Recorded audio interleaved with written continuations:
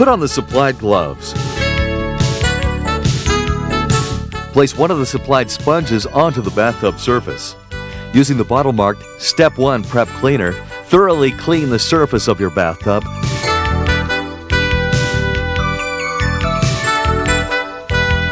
Then rinse well.